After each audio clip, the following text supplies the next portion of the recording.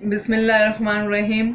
अस्सलाम वालेकुम मेरे अजीज़ बच्चों, मेरे यूट्यूब चैनल सीखना सिखाना में आप सबका इस्तकबाल है। मोहम्मदी उर्दू हाई स्कूल, मजमून उर्दू, जमात शशुम और तैयार करदा सैयद फरहाना मतीन। नज़म नंबर 19, शबनम, शायर रोश सिद्दीकी। क्या ये तारे हैं ज़मीं पर जो उतर आए हैं, या वो मोती हैं कि जो चांद में बरसाए हैं?